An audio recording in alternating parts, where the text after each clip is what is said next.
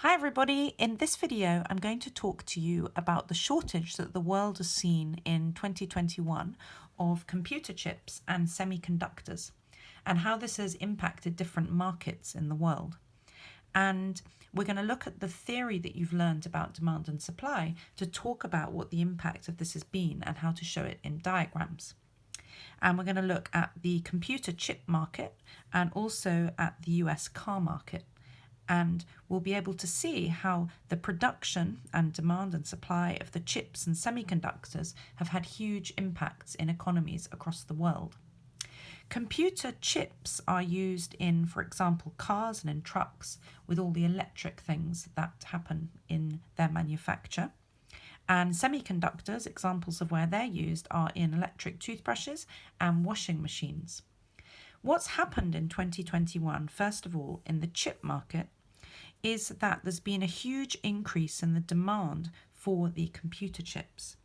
This is because when the world lockdowns due to COVID ended, this meant that suddenly lots of firms demanded a lot more computer chips for manufacture because lots of factories had been closed during lockdowns and then they reopened again, and suddenly more of the chips were demanded. Also, actually, during lockdown, there was an increase in demand also because people were using more computer games, for example, and computers at home, and they were therefore demanding more of these products, which required the chips, so therefore the demand for the computer chips went up. All of this caused demand to go up.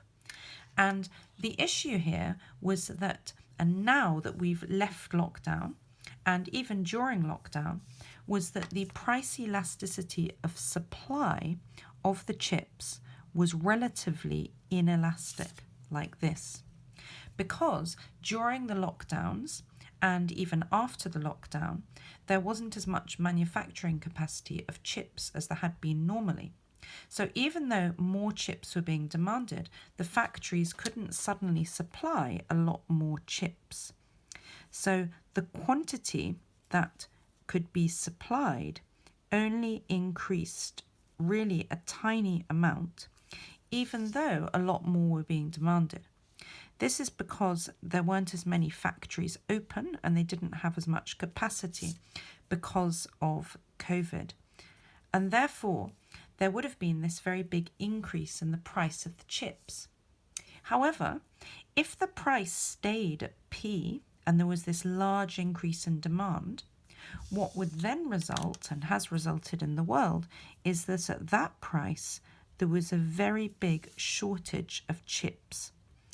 You can see on here, if we call this Q2, you can see that there's a very big difference between the quantity which is being supplied here, which is at Q, and the quantity being demanded, which is at Q2.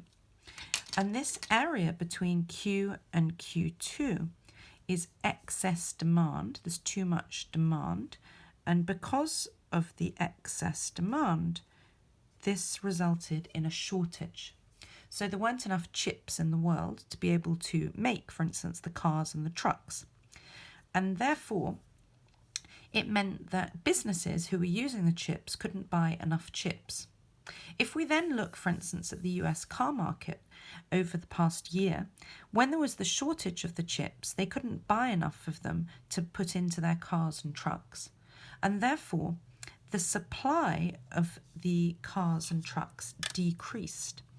So there was a shift in the supply over here to S1, and that caused the price of the cars, or also the same in the truck market, to increase significantly.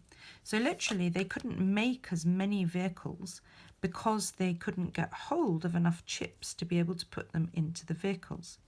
And so the price of the vehicles increased from P to P1, and the quantity that they were able to produce fell from Q to Q1. And at some points in the past year, there was one point when in the US, they said that approximately 4.2% of the inflation in the US was caused by increasing prices in the car and truck market. And this was largely being driven by this shortage of chips. So you can see that just not having enough chips to make the cars had a huge impact on prices in the US, because a lot of the products being bought, a large proportion of purchases in the US are made up of cars and trucks. So therefore, of all of the increase in the average price level, the inflation, 4.2% of that was because of the car and truck market, because of this decrease in supply. And they announced, for instance, at Ford, at one point over the last year, they said that they would need to decrease production by a half at one point, because they just didn't have enough chips to be able to produce. And this again would mean that the supply would decrease and the price of their cars would increase.